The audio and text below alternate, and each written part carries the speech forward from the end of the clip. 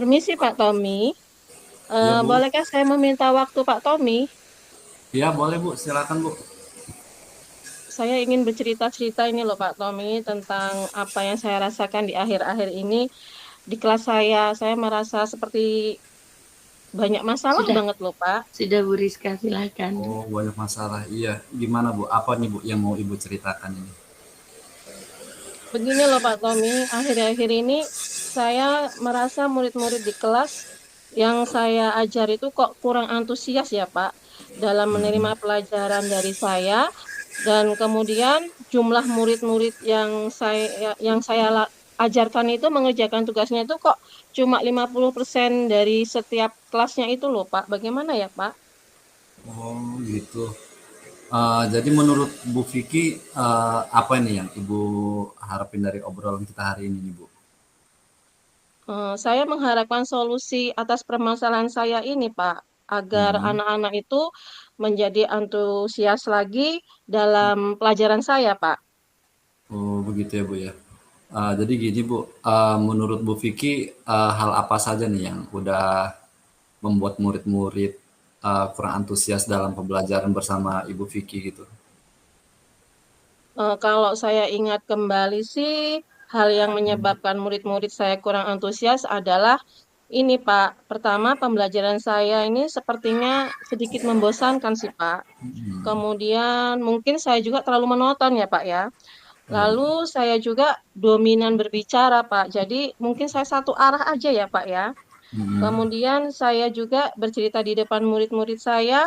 eh, Mungkin mereka itu merasa bosan ya Pak. Kemudian ini loh Pak, saya tidak memberikan kesempatan kepada murid saya untuk berpendapat atau aktif dalam berbicara di pembelajaran saya, Pak. oh gitu Bu. Kira-kira apa saja nih Bu yang dapat membuat murid Ibu itu nanti antusias dalam pembelajaran Ibu?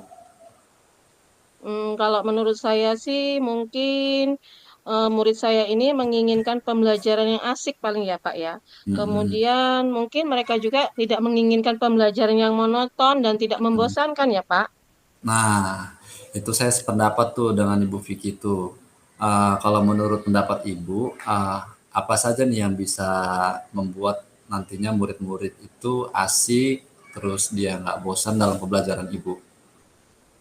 Menurut saya sih pembelajaran itu harus berpusat pada murid, kemudian murid juga bisa aktif sih Pak dalam pembelajaran, kemudian mungkin disisipin dengan ice breaking ya Pak, atau games itu ya Pak ya, supaya pembelajaran yang saya ajarkan itu menarik paling ya Pak ya, mungkin ya Pak ya. Nah, lalu Bu, mengenai tugas yang diberikan kepada murid-murid itu nantinya apa jadi penyebab itu Bu? Mungkin bisa jadi kurang antusias gitu dalam pengumpulan tugas atau pengerjaan tugas Bu. Mungkin juga tugas yang saya berikan itu terlalu banyak ya Pak ya, dan berisi banyak pertanyaan mungkin ya, tanpa saya memberikan sumber yang beragam sih ya Pak ya. Mungkin apa namanya pembelajaran yang saya berikan itu kurang mengasihkan paling ya Pak ya. Kalau boleh tahu nih Bu, Ibu menggunakan sumber belajarnya apa aja tuh Bu yang untuk di kelas Bu? Saya hanya menggunakan buku teks yang ada di perpustakaan saja Pak, sesuai dengan materi pembelajaran saya aja Pak. Kalau sumber belajar selain buku yang ada di perpustakaan Bu? Mungkin saya bisa menggunakan video sih ya Pak ya, seperti video yang di YouTube, terus mungkin artikel blog, atau tulisan ilmiah di internet, atau bisa juga kita menggunakan aplikasi yang sedang tren ya Pak ya, seperti TikTok, atau Reels, atau di IG itu loh Pak. Kemudian mungkin pakai Google Form mungkin bisa ya Pak ya. Nah, betul tuh Bu. Itu betul sekali tuh Bu. Saya yakin kalau Ibu bisa menggunakan berbagai macam sumber belajar, itu pasti nanti akan membuat murid-murid itu menjadi antusias tuh Bu dalam pembelajaran Bu. Jadi sekarang rencana Ibu untuk menyelesaikan permasalahan ini apa nih Bu? Pertama, saya ingin merancang pembelajaran yang mengasihkan dengan menggunakan sumber belajar yang beragam seperti video di YouTube dan TikTok. Kemudian mungkin saya juga akan memberikan tugasnya itu tidak terlalu banyak, Pak. Kemudian saya juga akan memberikan pembelajaran yang sesuai dengan minat dan bakat murid-murid saya. Istilahnya gini loh, Pak. Saya akan melaksanakan pembelajaran diferensiasi sehingga murid tidak terkesan dipaksa, tetapi mereka itu memang senang mengerjakan tugasnya. Misalnya anak yang suka drama, ya mereka pembelajarannya menggunakan drama, atau anak yang suka lagu, puisi, pantun, laporan digital itu mereka sesuai dengan hobinya, Pak. Mungkin seperti itu ya, Pak. Nah, itu bagus tuh Bu rencana Ibu Vicky gitu. Mudah-mudahan pasti berhasil itu Bu.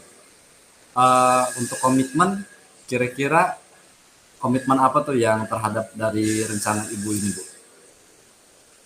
Saya berkomitmen sih untuk selalu membuat rencana pembelajaran yang mengasihkan dengan menggunakan banyak sumber, Pak.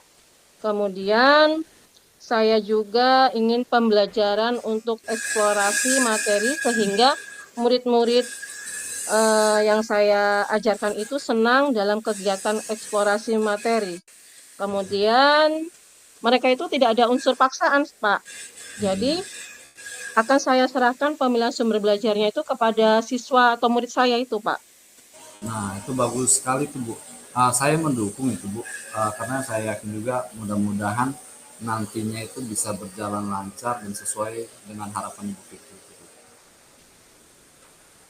Terima kasih ya Pak Tommy atas waktunya untuk sharing hari ini. Mudah-mudahan nanti kita semua bisa menjadi guru yang selalu dirindukan oleh murid-murid kita ya Pak. Amin ya Amin. Allah. Itu susah banget Amin. jadi guru seperti itu Pak. Terima kasih Semangat Bu Pak. Vicky. Ya Bu, sama-sama.